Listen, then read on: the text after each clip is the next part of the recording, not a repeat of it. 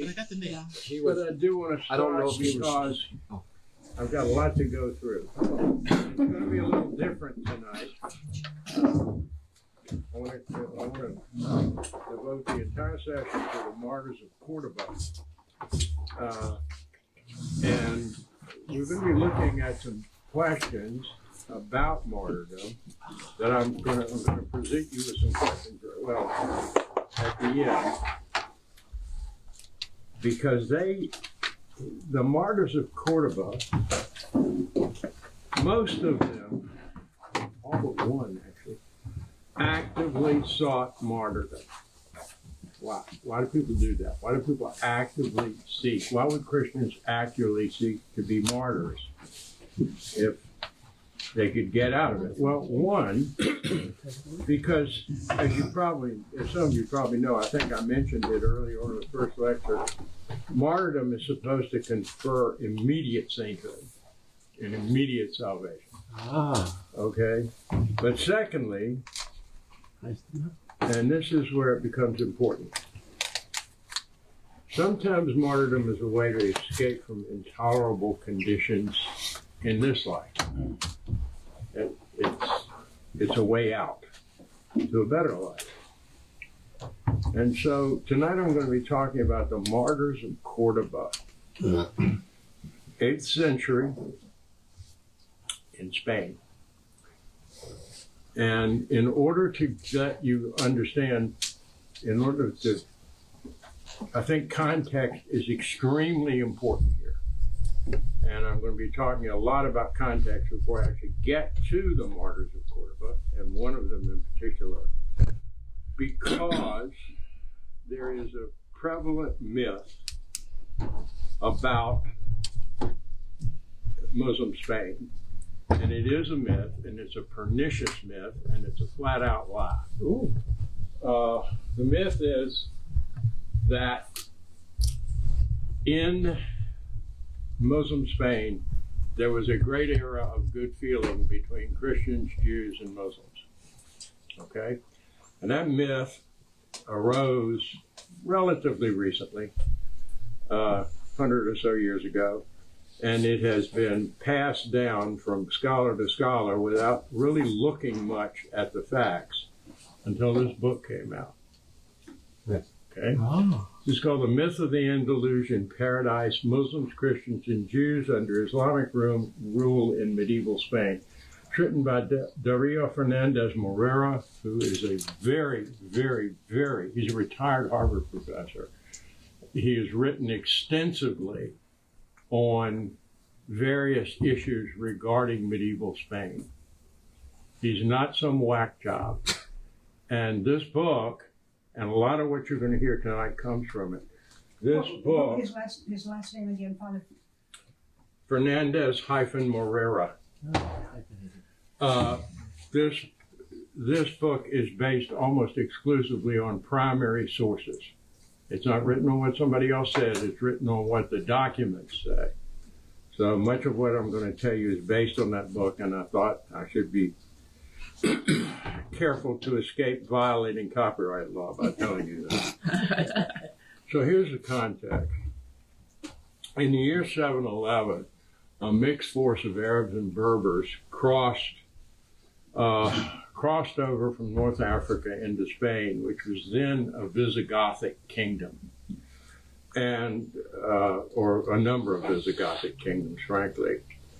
At that time, Islam was almost completely under the unified rule of the Umayyad Caliphate. Now, a caliph is someone who is seen as the successor. That's one of the two meanings of the word caliph. It can mean successor or deputy.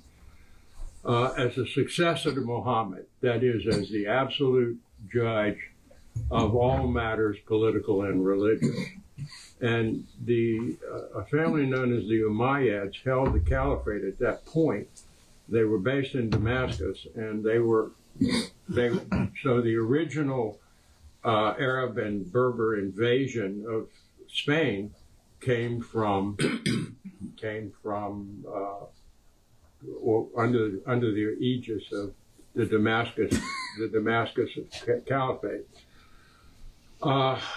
Within a decade, they had conquered almost the whole country. And that's the purpose of this map. If I had only said almost the whole country, you'd say, okay, but look at it. That is what was left Christian.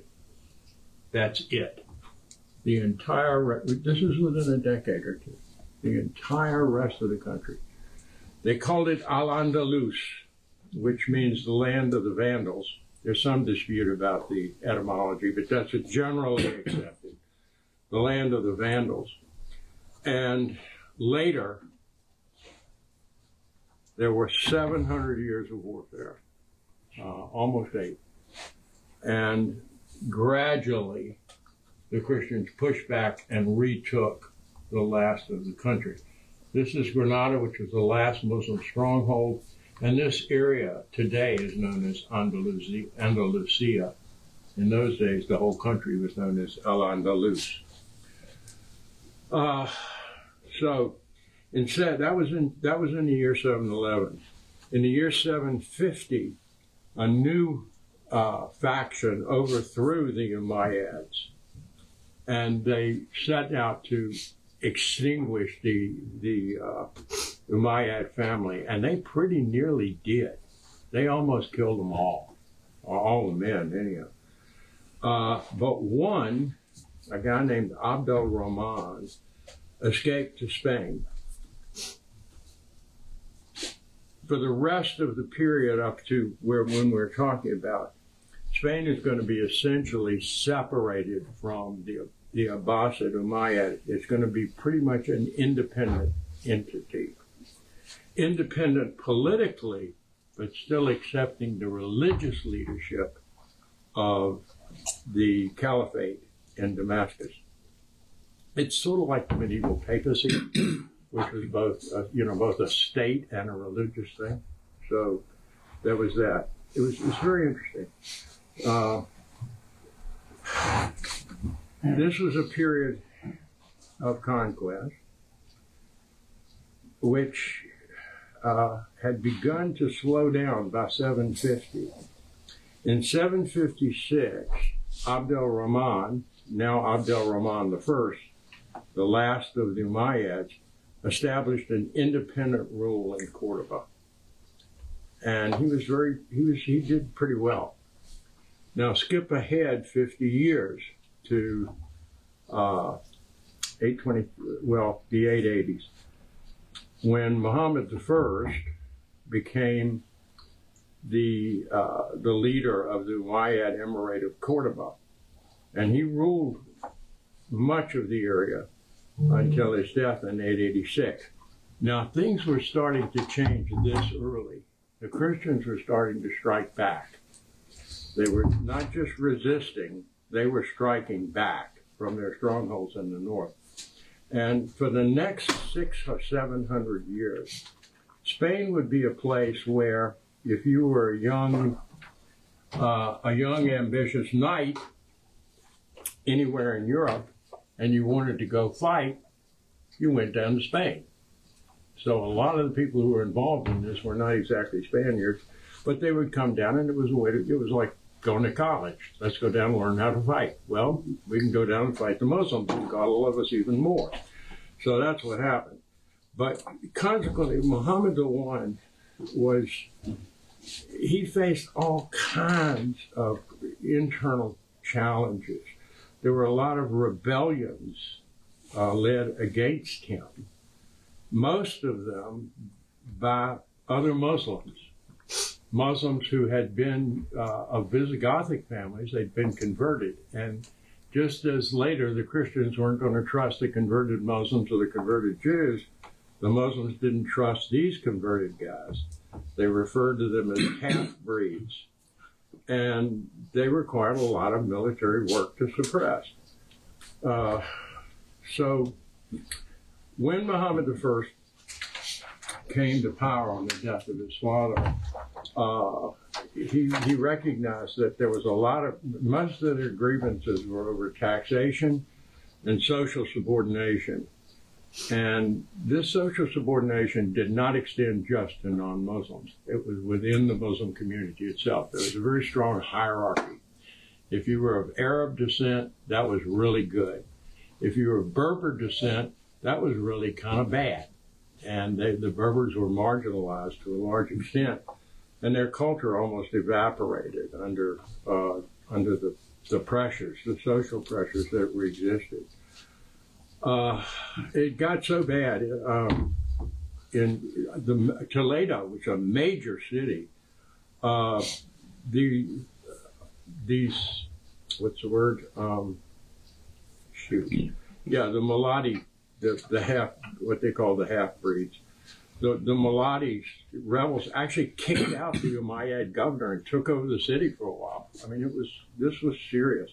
Plus, the northern kingdoms are pushing down. These Christian kingdoms are also putting pressure on Muhammad I. And in, what year was it? Yeah, in 865, Muhammad he was a bit old to go to war now. He sent his son, and his eldest son, I guess you'd call him the crown prince of sorts, with a great big army to go push back against the Christians.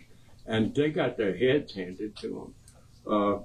King Rodrigo of Castile fought the battle near Burgos, and this so blunted the Umayyad military power that they never launched another major offensive to the north.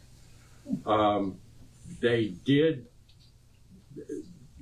continue raiding and stuff like that. It wasn't peace, but it wasn't a major conquest attempt again.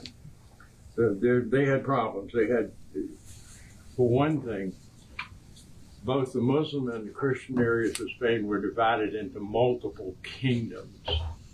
You know, it was almost, even though it's late to say it, it's somewhat analogous to the sort of tribal situation that we saw in England and Scotland, where there were just a lot of small kingdoms, which would now be like counties, some of them, but some of them were reasonably large. So, and they were not all particularly loyal to Muhammad I. All of the Muslim ones, they went to war with each other, they went to war against him. The Christians did the same thing. Some of us are old enough to remember Charlton Heston, otherwise known as Moses. Charlton Heston playing a role called El Cid. Yeah. Well, they kind of whitewashed El Cid. El Cid on occasion fought with Muslims against Christians, even though he was a Christian. It was kind of a matter of who had the money at the time and what local interests were involved. It's not real clean here. This isn't World War II, you know, with our side, their side. It was a really bad, not truly chaotic, but getting close to it situation. Now, Muhammad, under all this pressure, began to increase pressure on his non-Christian subjects. And he did this for a couple of reasons. One was purely financial. Wars are expensive, not just in blood. They're expensive in money and a lot of other things. And he increased the economic pressure on the Christians and the Jews. They were the only minorities in Spain. They were the only non-Muslim groups in Spain at that point. The Christians and the Jews were pushed under harder. But secondly, it was psychological. He was, from the beginning, this is from the Quran, okay. You will have heard all sorts of nice things, I'm sure, about how, the nice Muslims, they considered Jews and Christians people of the book, so they protected them. That ain't true. Here's what it is. The Muslims and the Christians were seen as people who had received some insight into religion but had turned the wrong way. Thus, they rejected Muhammad. This made them bad people, second-rate people. When when the Muslims conquered those areas, Christians and Jews who maintained their own religion were accorded the status of dhimmis, D-H-I-M-M-I. Dhimmi is Demitas. as Darius says, using the term dhimmi was one of the great propaganda successes of the Middle Ages. It means persons under protection, under contract of protection. That's what it means. In other words, we're going to protect you against what? Against ourselves. It was a protection racket, really, but it was more than a protection racket. Let me get this. Sorry, I got to pull this out here. I can't do this without my notes. Yeah. Religious and cultural repression in all areas of life and the marginalization of the Christians and the Jews was part of social control. It was partly a way to raise money and partly social control. I'll be talking about the money aspect later. By autocratic rulers and the religious authorities. To the medieval Muslims, and I could add to that, but I won't because I'm sticking to my subject. To the medieval Muslims, Islam was the final and most perfect form of divine revelation. Any further revelation, any change of any aspect, or anything contrary to it, was evil and should be exterminated. In short, the Muslims were convinced of the superiority of Islam to anything else. And to prevent the other faiths from polluting Islam, it was necessary to maintain political, social, cultural, and religious supremacy for Islam. And this is explicitly called for in the Quran. Now, it is true that some Christian and Jewish dhimmis, that's what the people were called, dhimmis, those under protection, were appointed to high positions of trust and high positions of influence in the Muslim state. The Muslim regime enlisted skilled Christians and Jews to serve as bureaucrats or soldiers. Why? Firstly, they would be loyal to the Muslim ruler and nobody else. They had no allegiance to any potential Muslim rivals. And in fact, their improved condition by being somewhat favored for these individuals was due solely to the ruler, who was a complete autocrat. The same thing happened in Rome under the Emperor Claudius, only it wasn't foreigners or people of other religions. Claudius changed, he began the process, it really finished up more under Nero. It began the process of changing the powerful imperial bureaucracy from being led by members of the senatorial and equites class, the higher classes of Romans, to being led by slaves and freedmen, because they were solely dependent on him. It was a shrewd move. It also destroyed a lot of the social fabric. The quote success of Christians, some few Christians and Jews, is not really evidence of anything regarding the situation of the average believer or the vast majority of believers. These people were always taken from the upper educated classes and knew full well that they were totally dependent on the favor of the emir, the leader, the political leader. But these positions were always positions of trust and influence. They were never positions of real personal authority. You did not find them leading, in charge of anything. You find them as highly placed secretaries, as advisors, as physicians, as bureaucrats. They never had any real authority because no Christian and no Christian and no Jew could have authority over any Muslim. That was a religious offense.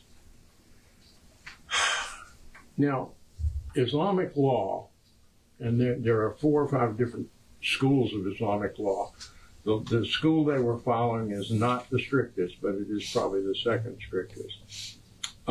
This law was not enforced everywhere all the time. We're talking about a long period here. It's again, quoting from him, as in any other legal system, expediency, necessity, favoritism, bribery, inefficiency, politics, and other factors could alter it. So you do get, it's slacker sometimes, worse other times. But the plain fact is Islamic law in medieval Spain imposed humiliating conditions on Christian and Jewish dhimmis to assume that absolute power remained in Islamic hands. These restrictions were very successful, right up until the time they got kicked out of Spain. So what was, by the way, I keep saying Christians and Jews, and I know we're talking about saints here. It's a reminder, believe it or not, the situation of the Jews was even worse than that of the Christians, but I'm going to concentrate on the Christians because that's where our saints come from. Under this Islamic institution of the dhimmi, the writ of contract or protection, the Christian dhimmis, and this was true throughout the Islamic world, not just in Spain, had to pay a special tax called the jizya for a protection, as the Maliki is the school that I spoke of. The Maliki legal texts explicitly say that this special tax is imposed on them to keep them in a state of submission. One of the legal texts, the Mawada of Malik is the leader of this school, this Muslim school of law, which really is interpretation of the Quran, makes a distinction between zakat, which is the head tax imposed on Muslims, and jizya, which is the head tax imposed on Christians and Jews. This is what he says. Zakat is imposed on the Muslims to purify them and to be given back to their poor, okay, for the relief of the Muslim poor. Whereas jizya is imposed on the people of the book to humble them. Mm-hmm. The jizya ought to be paid in a humiliating manner. The dhimmi, standing, would present the money to the Muslim collector, who would be sitting higher up on a sort of throne. He's a bureaucrat. This Muslim bureaucrat would hold the dhimmi by the throat and say, "O dhimmi, enemy of Allah, pay the jizya that you owe us for the protection and tolerance we grant you." That doesn't sound like peaceful coexistence. The other Muslims present would imitate the collector, whose title, by the way, was Officer of Protection, pushing him around. And this was a public spectacle to which any Muslim could be admitted if he wanted the amusement of seeing the Christians pushed around and humiliated. This same officer of protection was placed in charge of regulating all affairs regarding to Christians. So the dhimmi system was essentially a protection racket. You pay us for not hurting you. And it was very, very profitable. The jizya was the basic tax imposed on them, and it had to be paid monthly. Monthly. So once a month, you have to go to the officer, have him grab you by the throat, and remind you that you're a dog, and humiliate you in front of his laughing friends.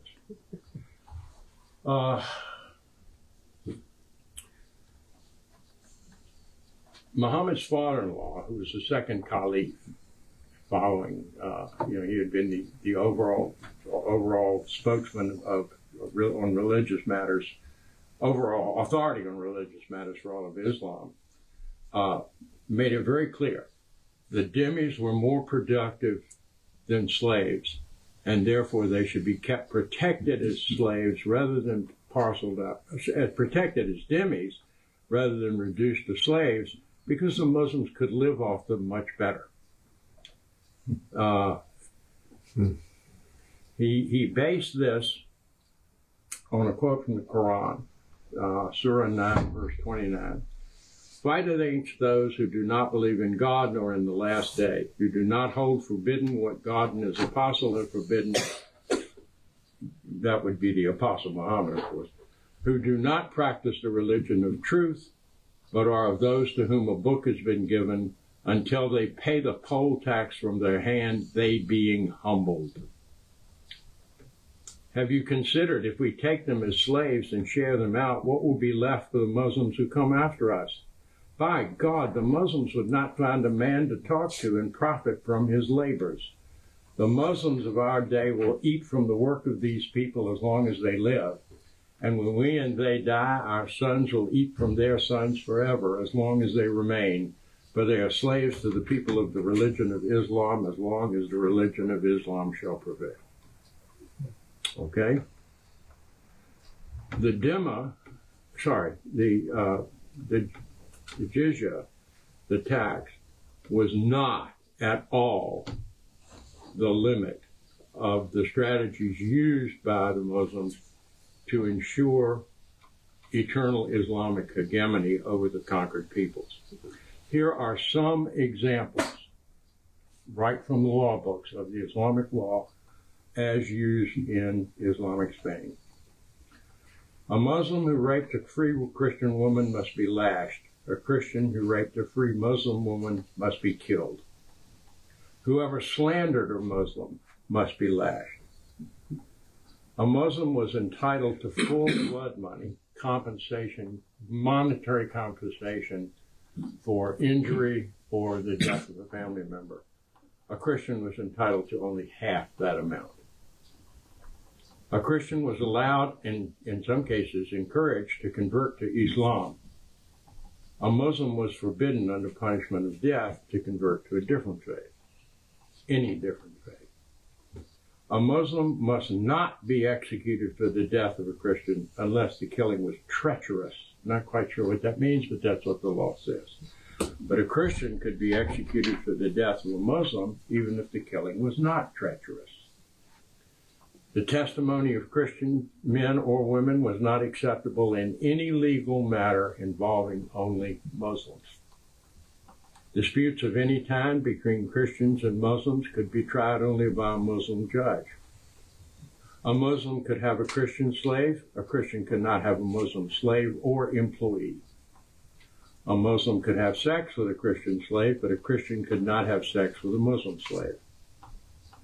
A Muslim could use for the ritual ablutions, hand washing and foot washing before prayer, could use water previously used by a Muslim or even by a menstruating Muslim woman, but not water previously used by a Christian. That water would be polluted. A Muslim must not initiate the greeting when meeting a Christian. A Muslim judge must not hire a Christian as a secretary. A Muslim must feed a poor Muslim, but he must not feed a poor Christian. A Muslim had an obligation to, at some point, free slaves who were Muslims, but there was no obligation to free Christian slaves. A Christian man could not marry or be sexually intimate with a Muslim woman, free or not, the penalty for which was death. The children of Muslim men and Christian women had to be raised as Muslims. The Muslim master of a Christian slave man could marry him to a Christian slave woman owned by the Muslim master, but if the woman converted to Islam, the Christian slave was thereafter forbidden to have sex with her, although the master could. A Muslim man could not marry Christian slave women, but could marry Muslim slave women, and often did. Christians could not hold religious processions on the streets. They must celebrate their religion only within their own churches and their own neighborhoods. In Cordoba, there was a particular law that Christians must not walk through Muslim cemeteries because their presence would pollute the Muslim tombs. Water, food, garments, any utensil touched by a Christian became polluted. New mosques could be freely built and old ones repaired, but Christians could only rarely and with Muslim permission, often very expensive, build new churches or even repair old ones. No mosque could ever be converted to a church. Any church could be converted to a mosque.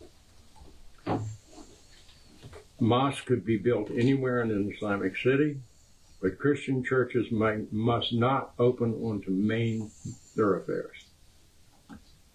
Mosques could be as high as architectural possible, but no Christian buildings could be higher than any Muslim buildings. Of course, the muezzin loudly proclaimed the calls of prayer, but Christians could not ring bells. Muslims could and did proselytize. Christians and Jews could not. Christians could not display crosses on themselves, or on the outside, or on top of their churches. Christians could not display figurative art, representational art, on the outside walls of their churches. Christians could not wear certain Muslim-style garments. Christians must wear distinctive signs, usually a yellow belt or sash. Christians must stand in the presence of Muslims. Christians had no political rights. In truth, Muslims didn't have many political rights either. It was a complete autocracy. Christians must not carry weapons. They must not ride horses in Muslim areas, only donkeys, and they had to ride sideways, not side saddles. They were forbidden to use saddles. They must ride sideways and must dismount and genuflect before any Muslim on horseback. During a certain period, it wasn't for long, but it did happen, of Umayyad rule, they even decreed forced circumcision of male Christian babies. These were all ways of oppressing and intentionally humiliating the Dhimmi population. And you can add to this the arbitrary taxes that came along. In short, there was not great religious autonomy for Christians. Their religious practices were limited in numerous ways, and there were every bit of pressure put on them to convert or leave. And it worked. The Christian numbers began to decline. So now, in Cordoba, you've got two different forces. You've got the Islamic government and the whole Islamic system, and you've got the Christians, and both of them are feeling under pressure. And both of them really are under pressure.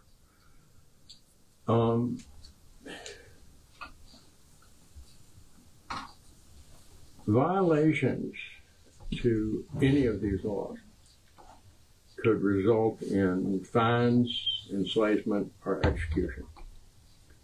And the most stringent enforcements were against blasphemy, that is, bad-mouthing Muhammad, and apostasy, a Muslim becoming something other than a Muslim. And that brings us, at long last, to the voluntary martyrs, as they are often called, the 48 Christians in Cordoba who were killed in the 9-year period. And we're going to look pretty carefully at one of them. His name was Eulogius. And he's one of these kind of guys who pops up, and we learn a good bit about him. And it seems that this happens in a lot of different periods of history. where you suddenly realize things about the era that you didn't realize by looking more closely at just one life.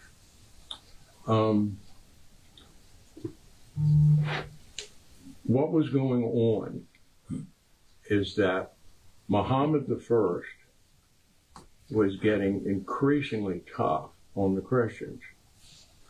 And the Christians reacted by being increasingly difficult. And this led to individual punishments, including execution, but also collective measures against the broader Christian community. They were getting uppity. They weren't staying subordinate. They were trying to be treated like real human beings instead of like dogs and farm animals. So some sources say, but it's questionable, that a number of churches were demolished or taken over for mosques in Cordoba. The whole point was trying to suppress this organized kickback. So, Eulogius. Eulogius was born into a clearly wealthy family. Interestingly enough, he had a younger brother who was one of those who rose to a high position in the Muslim government. He was okay. A lot of Christians were leaving, trying to get away, fleeing up to northern Spain or up into the Sierra Mountains. The real, the Spanish Sierras, not the ones in North America. And so the number of Christians was shrinking, and the persecution was fierce. We're not sure what year Eulogius was born in. It had to have been before 819, because by 848 he was clearly a highly esteemed priest, and you couldn't be priested before the age of 30 in those days. His family had lived in Cordoba from the time it was Roman, and they had been of the senatorial class. So this is real high-end aristocracy. He and his 5 brothers received an excellent education, and the younger brother, Joseph, as I said, held high office under Abdurrahman II. And 2 other brothers were notably well off as merchants, and they had a trade that went as far as Central Europe. So this is not this is not poor folks. He had 2 sisters, the second of whom became a nun. He studied in a monastery, a very famous monastery at the time, famous among Christians, but continued to live with his family and studied under the famous Abbot Sperandea, a writer. He distinguished himself both for comportment, virtue, and learning. He was made a priest and was placed at the head of the chief church school in Cordoba. He, at this point, made friends with a fellow student of his named Alvarez Paulus. He's a very important theologian and a very interesting one from the period. Interesting in that, even though he was like Eulogius, he had studied in the monastery, he was a devout guy, he was a theologian, he never took holy orders. He was a lay theologian. And that was unusual for lay theologians to become really influential at this period. He wrote, his theological writings survive. He wrote a life of Eulogius, which is where we get most of our data from, and some letters of his. He also wrote hymns. And I love it. There's a wonderful website called the Online Medieval Sources Bibliography, which is, I can't remember who puts, it's from Fordham. And it can be a little witty sometimes, but it says that his songs have received little attention and even less critical respect. So it may be not so hot as a poet, but an important writer. A great scholar, but he was no Venantius Fortunatus, okay? We don't have any of his hymns in our hymnal. Alvarez was among the Christians who said that these restrictions that were placed on the practices of Christian faith was unacceptable, that it was persecution. And he wrote pretty scathingly about Christians who participated in the Muslim government or converted to Islam or even concealed that they were Christians, which a lot of them did. As a result of these religious tensions, his writings are contained, they express contempt of all things Muslim. I mean, he was scathing in his criticisms. And he considered Muhammad to have been, at the very least, a forerunner of the Antichrist, and maybe the Antichrist himself. By the way, be very careful about labeling anybody the Antichrist, okay? It seems to me that for hundreds of years, the most unpopular figure of in any group gets to be called the Antichrist. He ain't. Okay, it wasn't Hitler, it wasn't Stalin. It's going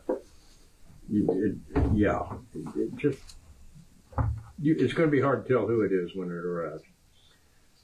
Alvarez, as I say, remained a layman, and he married. And Eulogius didn't. He wanted an ecclesiastical career, and he was, as I say, ordained a priest. He was sent out to visit monasteries in other parts, particularly northern Iberia, where the Christians were. And somehow he managed to do this. And it's interesting what he chose to bring back to Cordoba. He brought back books. And there were 4 authors whose books he brought back who were very important. St. Augustine, the Roman poet Horace, the Roman poet Juvenal, and Virgil, the author of the Aeneid. 3 pagans, 1 Christian. Eulogius was a sophisticated man. This is not some rabble-rousing idiot. This guy was well-educated, classically educated in a period when that was becoming increasingly rare, and he had a lively mind. Paulus Silveras, the friend, describes him very affectionately. They said that he was gentle, reverent, well-educated, deeply knowledgeable in Scripture, and so humble that he freely submitted to opinions of others less informed than he. I found that curious. He said that Eulogius was pleasant in manner, conducted his relationships with such kindness that everyone regarded him as a friend. He was a gentleman. This is an upper-class gentleman. So don't think of it as some sort of ragged monk ranting away. This is a very sharp, important, sharp guy. He was also a gifted leader. And it is said that his most prominent charism, his most prominent gift from God, was the ability to give encouragement to others. As a priest serving in what was essentially an occupied country, he had plenty of opportunity to exercise that gift.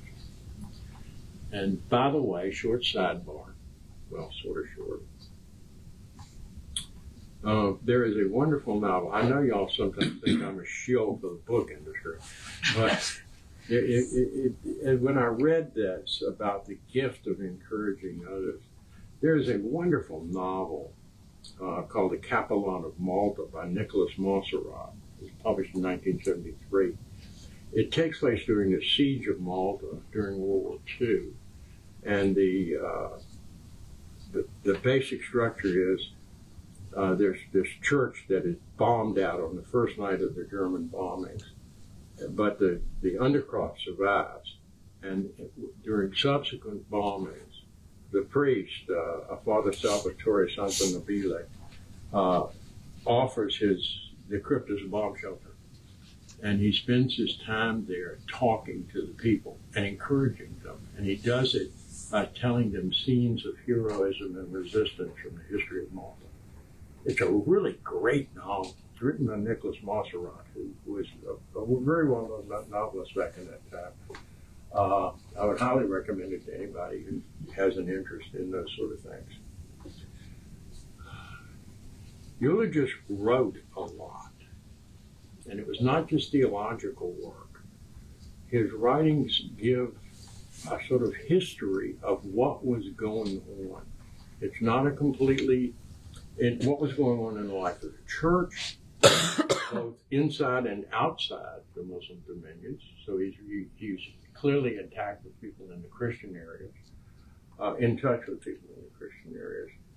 And he especially concentrates on the lives of the martyrs who suffered during the Muslim persecution. And there were many. I'm going to focus in only on the martyrs in Cordoba and what are known as the martyrs of Cordoba. But there were plenty of martyrs in other places. And he uses the phrase, those terrible things I saw and in which I played a great part. And he really did play a great part. As an encourager, well, anyway. Some Christians began to seek martyrdom. It wasn't hard to do.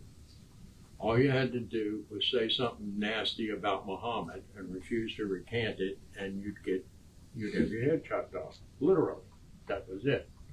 That was what I talked about earlier. The Bishop of Cordoba was thrown into jail. So was Eulogius. While in jail, he read the Bible to his companions and preached to them and encouraged them. While they were in prison, the bishop died. Eulogius was elected bishop, was never consecrated because the Muslims wouldn't let that be done. After all, he was in prison. In the year 859, a young woman, a young virgin, unmarried woman named Leocretia, who was a Muslim, was converted, and her parents were extremely angry, and she was afraid for her life. Well, that's the rule. You convert, you die. So Eulogius had arranged for her to be hidden among the Christians. And she managed to hide for a while. But eventually, she was discovered. She and the people who hit her and Eulogius were all beheaded on the 11th of March. Well, she was beheaded 4 days later, 15. Eulogius left a lot of theological writing, all of which is very orthodox, the defenses of orthodox doctrine. He wrote a lot about the intellectual culture and how it's informed in large part, or in some part, by the classics. He wrote about the imprisonments and the sufferings which he endured and which he saw others endure. He's buried now, actually, up north in northern Spain. Now here is the question that I want to bring to you. I want to flash back to St. Augustine. You remember St. Augustine of Hippo and his long struggle against the Donatists. Well, you remember the Donatists were the ones who said that you can't come back to being Christian after you've fallen away. Okay. The Donatists argued that it was virtuous to seek out martyrdom, to go, and insult the Roman religion, speak out against it, and get killed. And of course, what was happening in and around Cordoba, and Eulogius was very, very much a proponent of this, was people who were going into mosques, shouting out things like Muhammad is the Antichrist, Jesus is the only Lord, and so forth, knowing full well that they would be killed for it. Augustine argued against this practice when he was arguing against the Donatists. This is what he says in The City of God. He says that suicide is a detestable and damnable wickedness because only God has the right to determine the time of a Christian's death. And that taking one's own life, even to escape suffering or to avoid sin, is an offense against God. Life, he said, is a gift from God, and ending it voluntarily, even by seeking martyrdom at the hands of the pagans, is not only an act of disobedience, it's an offense against the divine authority, because you don't have the right to do that. For Augustine, martyrdom is an act of faithful and obedient witness only when it is forced upon the believer, not when it is a result of a decision to actively seek death. True martyrdom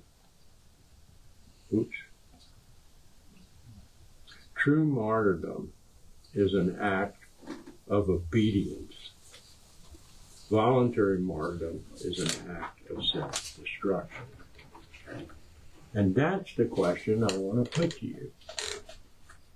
Two questions, really. One, is it ever a morally justifiable act to voluntarily force others or voluntarily put oneself in a position where martyrdom is inevitable? Not just a risk where it's inevitable. And secondly, if so, under what conditions?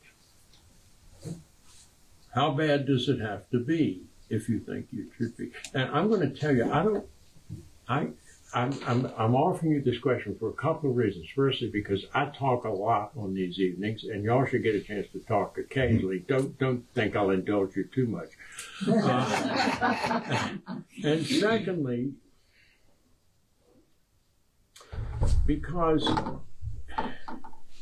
I think of as an exercise, it will, having now heard from Eulogius and from St. Augustine, Christians of deep faith and serious learning can disagree even on some fairly basic issues. And that's worth remembering. I'm not prepared to say either Augustine or Eulogius isn't a saint. But one of them's got to be right, one of them's got to be wrong. All right? So, firstly, don't assume that because someone disagrees with someone whom you know is a trustworthy, serious Christian person, don't assume that person's automatically wrong or automatically not equally trustworthy and Christian. So, what do you think? Well, didn't Christ? But he certainly didn't have to do that. He purposely gave his life. He didn't have to do it. It was submission to the will of God, though. Nevertheless, not my will, but thine. And what about people like Maximilian Kolbe and people like that who purposely?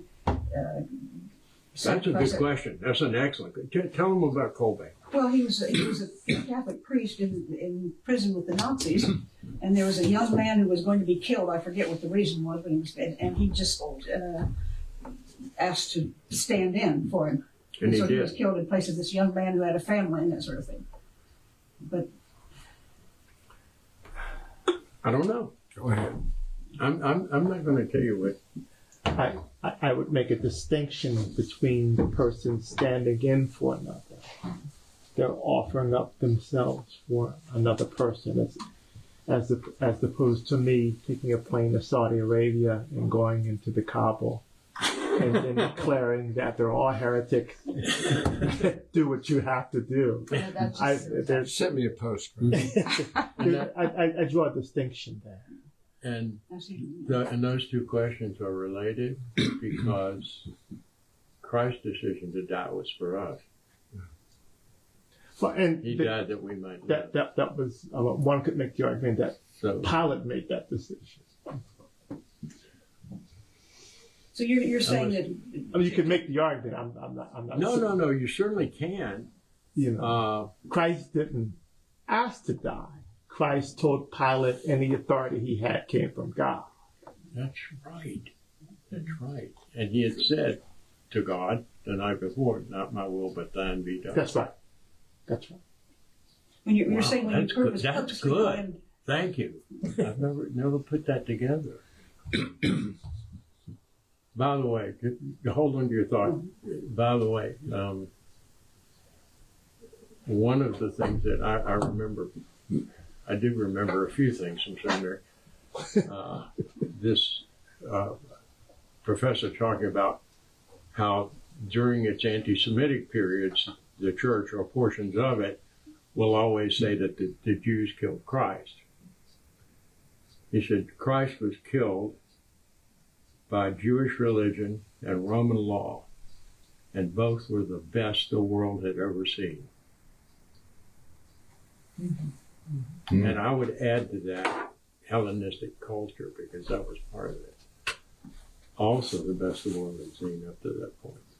And the point being, not that the bad people killed Jesus. The point being that even the best of people would do it. We all have sinned and fallen short of the glory of God. The Jews did not have the power of capital punishment during imperial Rome. They had to go to Caesar's representative. Well, they were going to stone that woman.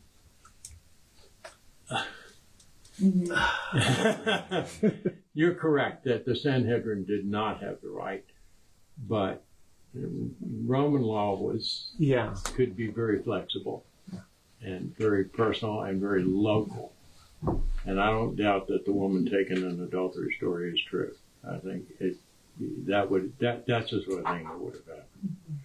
Now, I asked you to hold your thought. Well, no, I think I see your point. That if you walk into a Muslim mosque and purposely say something insulting with the idea of stirring them up and socking it to them, then it's not holy if they kill you. Particularly not if you go in there with the intention of seeking that they kill you. Yeah. So I see your point. I think you're right on that.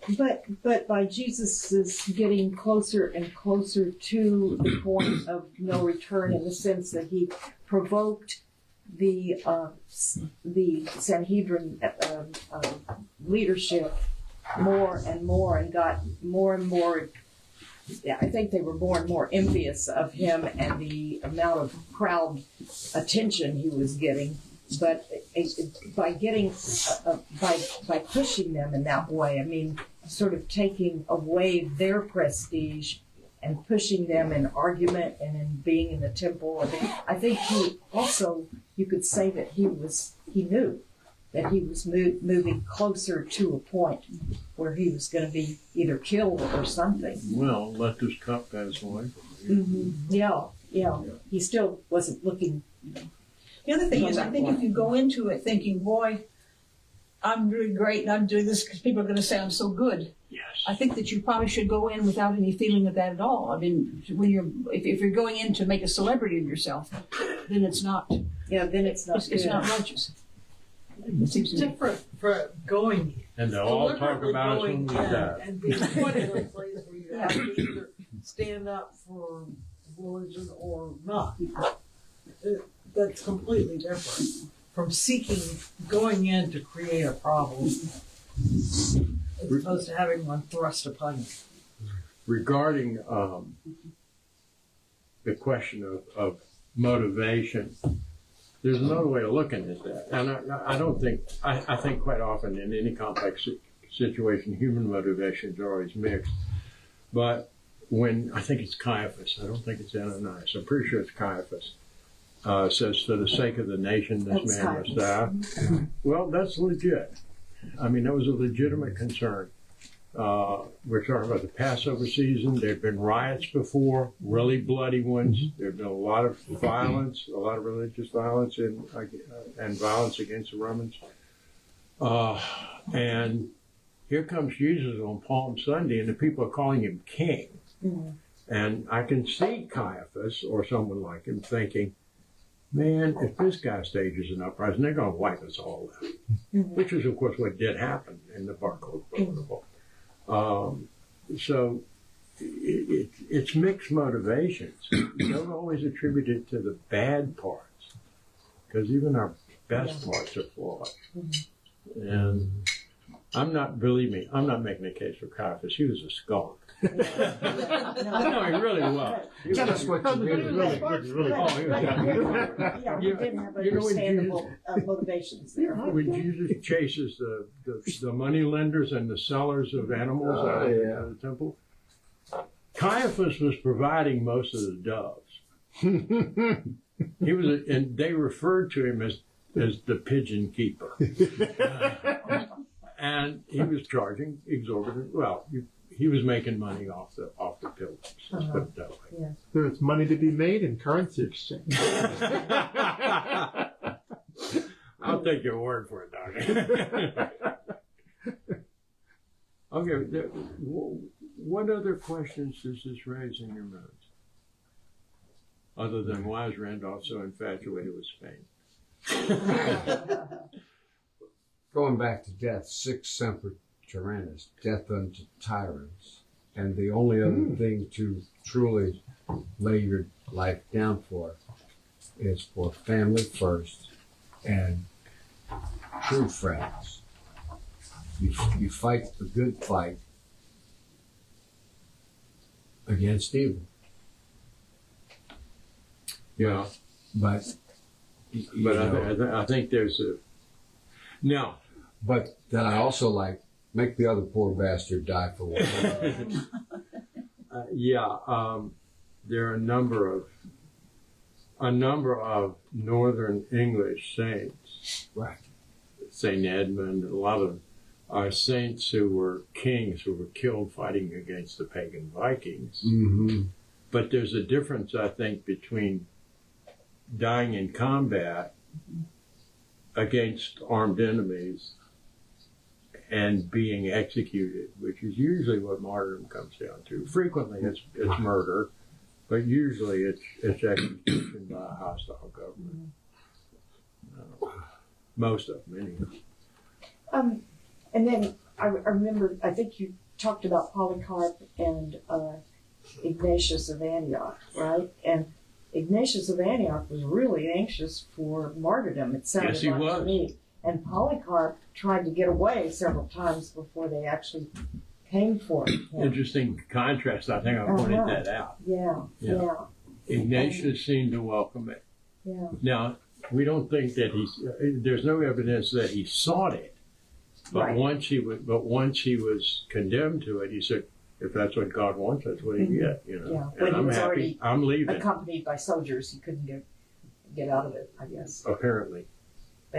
But yeah, I don't mean to sound wishy-washy, but I think it is important to keep in mind the fact that the Good Shepherd, as Jesus said, the Good Shepherd calls the sheep and he calls them by name, you know, which means name in biblical language means more than just label. Your name is sort of who you are. And some people are called to sainthood by one path and some by another. That's one of the great things about having a calendar of saints. It reminds you that they weren't all the same. And there's a wonderful Jewish saying from some rabbi in Eastern Europe. I can never remember who.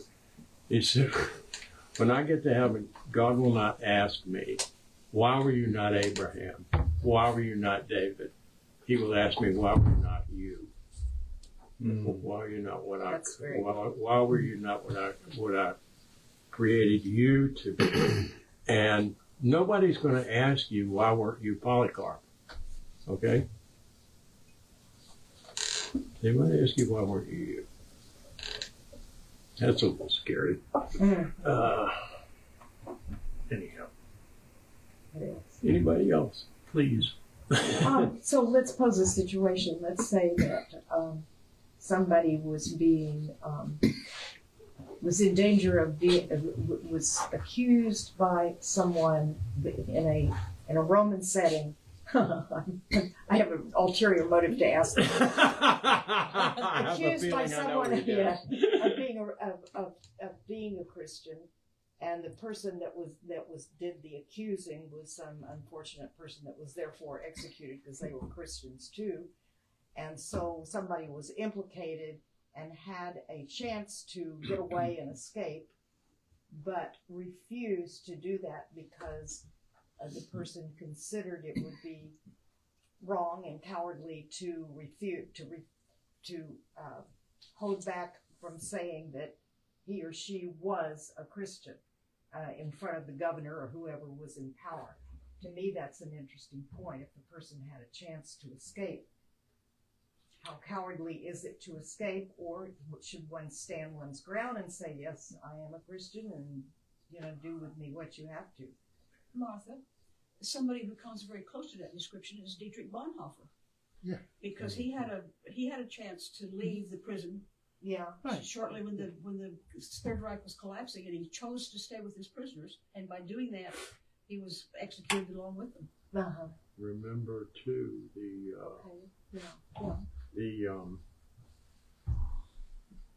I can't remember her name. Perpetua. Yeah. Perpetua was. But did she have a chance to escape? I can't remember. No, her parents pleaded with her to recant, or her father did. But but recanting would be wrong. Would be horrible. But if you have a chance to skedaddle before you're on trial, no, really, seriously, if you have a chance to do that, kind of To just leave. Yeah, just to leave. I mean, an open avenue to escape. That if you get out of there. They're always. Any non-hypothetical situation is going to be complex. Yeah. I just made that up. And what it just flashed into my mind was, are any of y'all familiar with the Martyrs of Memphis? No. The Martyrs of Memphis were a group of Anglican nuns, and this was in the 19th century during the Oxford Revolution. The Oxford Revolution. The Oxford movement. The new emphasis on Catholicism within Anglicanism, the Catholic heritage. There was tremendous suspicion about America, including the Episcopal Church. The United States was an extremely Protestant country. Catholics were looked upon with Roman Catholics were looked upon with real suspicion. And one of the things that was looked upon with the most suspicion by Protestants within the Episcopal Church, one of their real hostilities towards the Anglo-Catholics was the religious orders, the monks and nuns, and perhaps more the nuns than the monks. I don't know why, but there was really, really, really a great deal of hostility towards them. The plague hit Memphis. I forget which particular disease it was. And it was horrible, horrible. Thousands of people died. You're talking about Memphis, Tennessee. Yes. Okay. Most of that's the only Memphis I know. There's one in Egypt. Yeah, but why would I be talking about North America? I don't know. We don't follow everything they say. Neither can I. Fascinating. Many of the doctors left the city. Yeah. A lot of people left the city who could. Yeah. But these nuns stayed to take care of people, Wow. and most of them died. What was it? What was it? Yellow fever. It was yellow fever. Thank you. I knew it. I couldn't remember. Yeah. Well, you would know. Yeah. you remember what year that was? No. It was something I can't remember either, unfortunately. But they heroically stayed on, and most of them died. I think that inspired the movie Jezebel. I didn't know that. I just knew about I saw that. reading about them I didn't know there was a movie about it. So she converted and stayed or something. With Betty Betty Davis. Davis. Huh, I didn't know that. I don't know how familiar with it. It's a complicated question. One question that I haven't heard any of you address is, how bad does that have to get? If you think it's justifiable to seek martyrdom, what justifies doing that?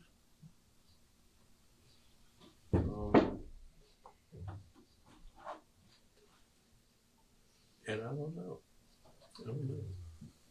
Again, it might be a different answer for different people. Barbara says 1878. Oh, I thought it was earlier than that. Thank you.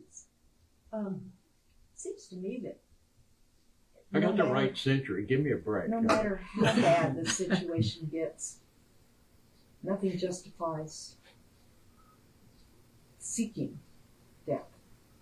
Of course, I'm talking about, voluntary suicide and stuff like that. I don't know if it stays this cold.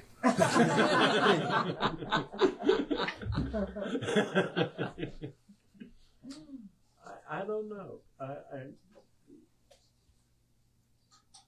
Martyrdom is an escape.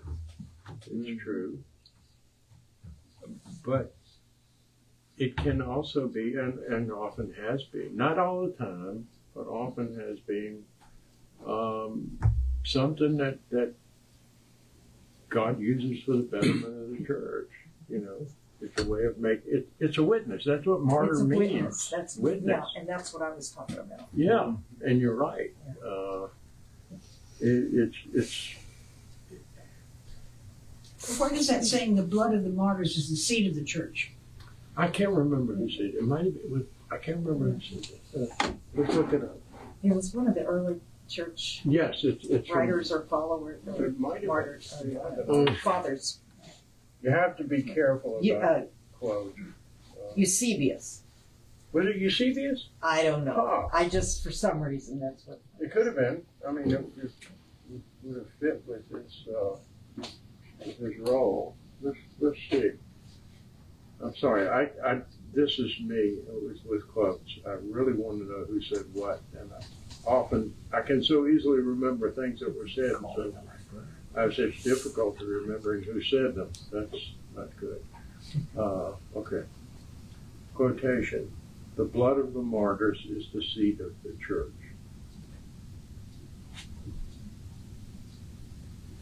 Tertullian. Tertullian, really? Okay. Yeah. And Tertullian died in 240, so you're right. It's pretty old. I wouldn't have thought it was Tertullian. Okay. Some people think that Tertullian was the one who wrote the introduction and the ending to Saint Perpetua and her companions. Oh, really? Yeah. So it can't be proven, but the style is so and the time fits, and he wasn't North African. So, who knows? Okay, well, let's see. I don't want to run you out. But I don't have anything else. Well, I always have more to say, but I don't have anything else that's worth saying. Was Eulogius then beheaded in the end? Who? Eulogius? Yes. Okay. Yes. Interestingly,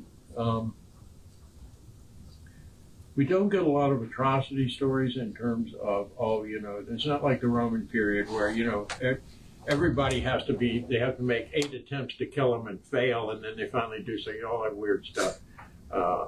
Basically, they just said, "You're dead," and cut your heads off. That was pretty much it. Now, occasionally there are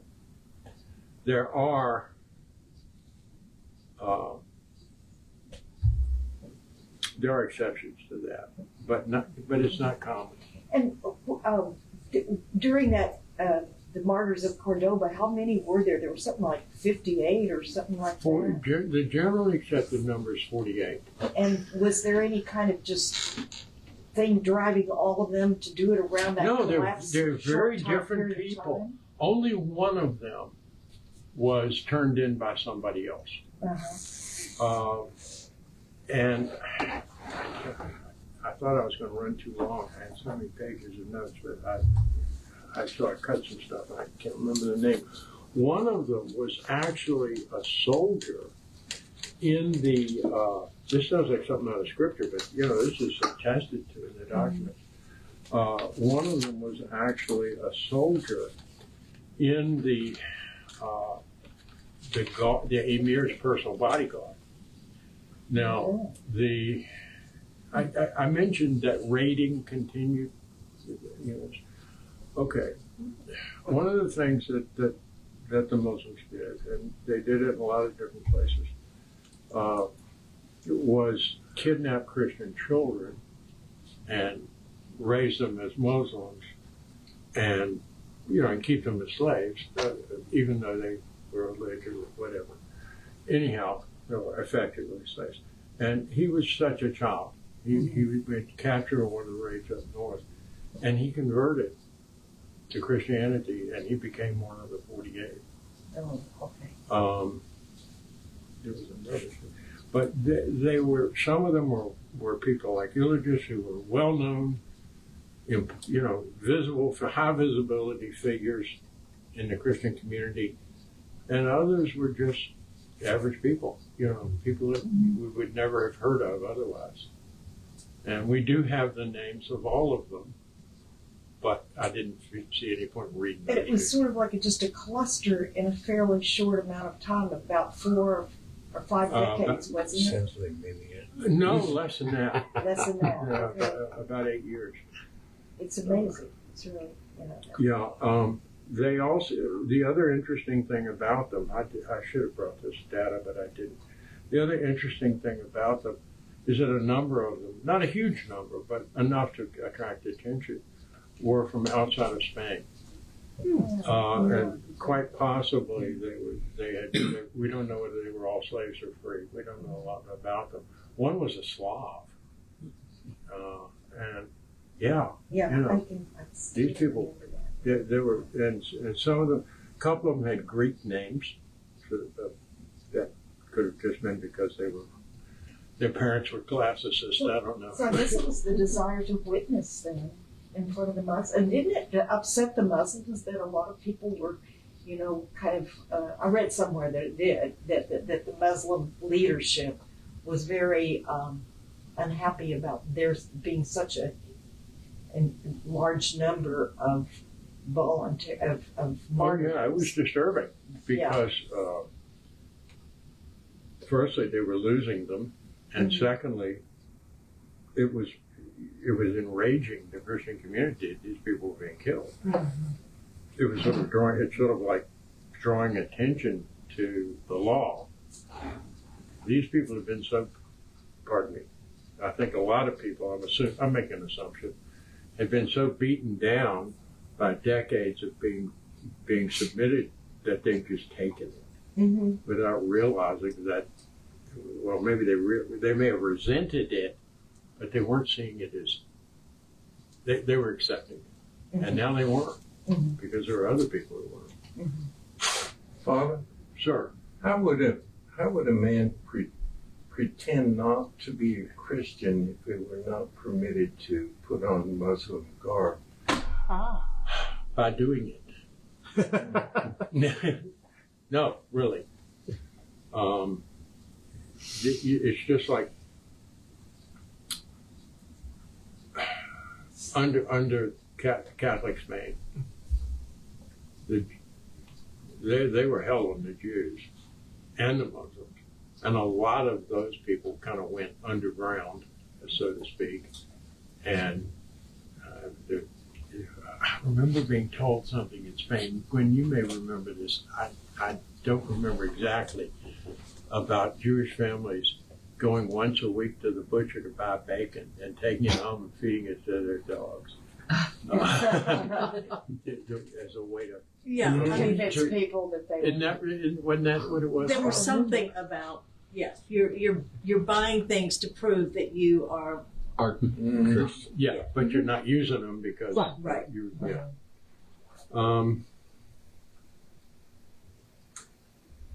Father, I remember a book that I heard of, and I remember reading it as a little girl, maybe, or part of it. It's just for the Fox's Book of Martyrs. What is that?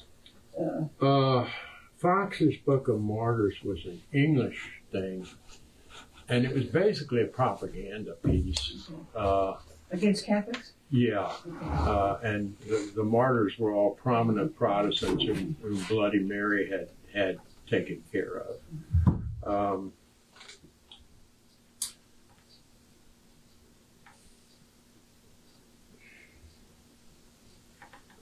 There are plenty of examples of cruelty and bigotry on all sides, and sometimes there's some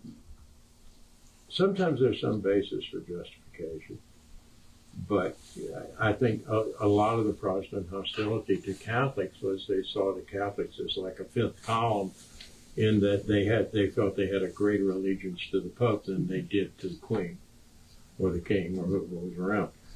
And I'm sure that in many cases that was true, and particularly in the case of the Jesuits.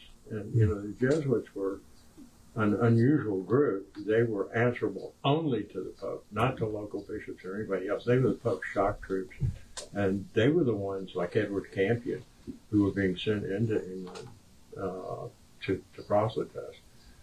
At the same time, you have families, particularly in the north and the northeast of England, who remained Catholic throughout and were intensely loyal to the crown.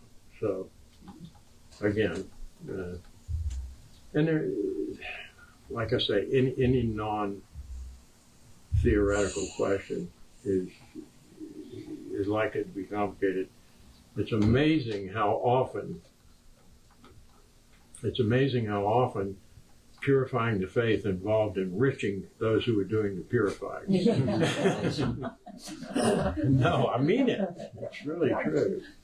I mean, I think I spoke before about the fact that so many of these major monasteries became private property after the dissolution of the monasteries. They got sold off or given to the king's buddies as rewards.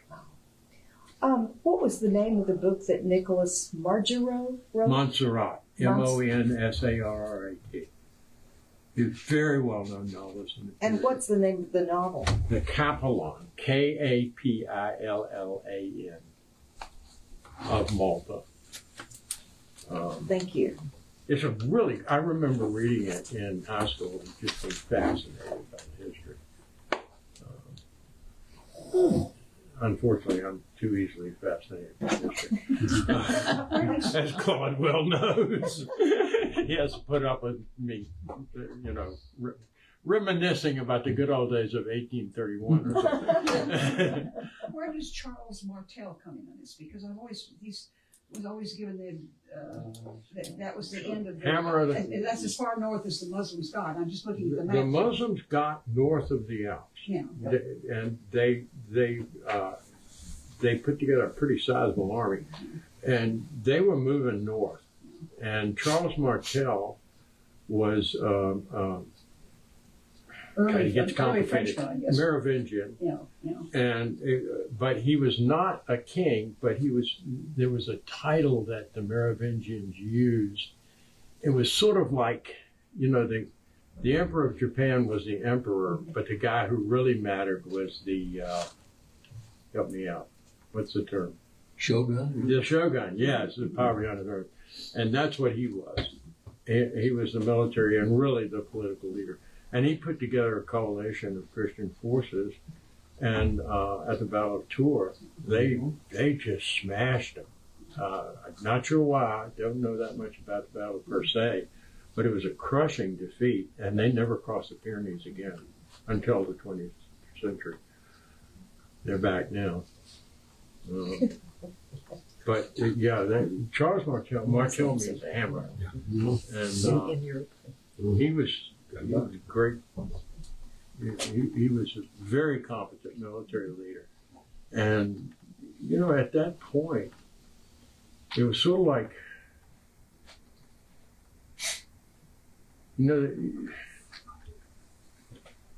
look back on most wars, not all, well, a lot of wars, and there is always a point at which the side that lost eventually seemed to be the inevitable winner.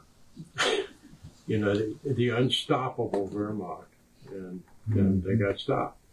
And the unstoppable German military machine, and then Battle of the Somme.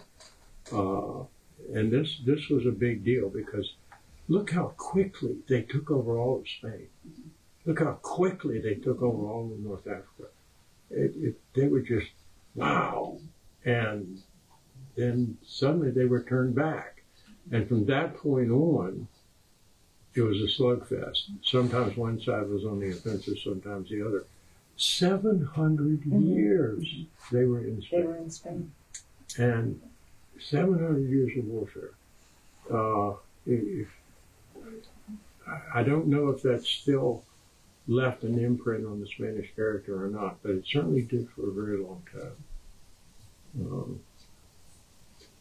And I'll tell you, one of the things that most impressed me in Granada, wait a minute. Oh, shoot. Isabella's husband. Ferdinand? Yeah. King Ferdinand of Spain, who was the monarch who finally took the last Moorish kingdom. His sword is hung up in the cathedral. And it's got a plain wooden handle and a lot of nicks on it. It's not a ceremonial thing. Spain was formed, a lot of hard men came out of Spain, and they had been formed by a lot of hard years. But the Reconquista, as they call it, was... Will we have more of these next week, the Spanish murders? No, I don't think so. I think I probably gave you more history than you really wanted. I'll try to get back to more of what you expect. But not too much what you expect, because then you get bored. That was not a complaint. I find this very interesting. I was just wondering. Well, I'm weak on European history in general. If it's anything past the 2nd century. But I really do find much about Spain fascinating, and the Spanish character, Spanish literature. It's very much there. I don't know how to put it. There are a lot of sort of apparent contradictions in the Spanish historical, the characters in Spanish. Say that again. A lot of apparent contradictions, and honestly, when I know I keep coming back to certain things, but I can't help it.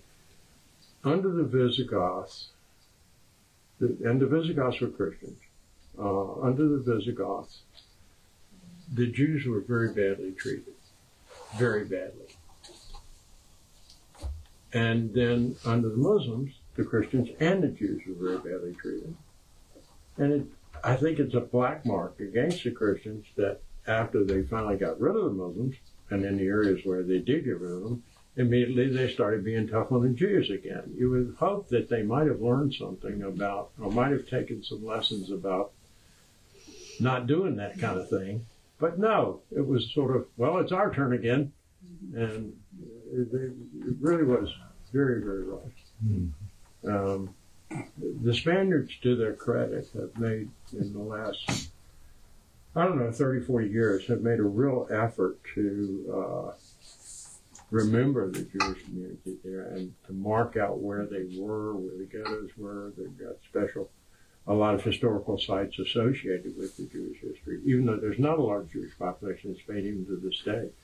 But they're honoring their memory, even though they were, you know, they were considered enemies at the time. And I find that laudable. I think that's worthy of praise. And it's honest, you know, rather than just saying, well, they were here, but they were naughty, so we ran them out. You're recognizing that it had its dark side. In fact, it had mostly a dark side, to be truthful. Okay, well, there's coffee over there if anybody wants to hang around. Thank you all for indulging me in my history thing. I'll get back to more personal stuff about things. And Yes, ma'am. Oh, yes, you mentioned that. I did not know that. then follow that.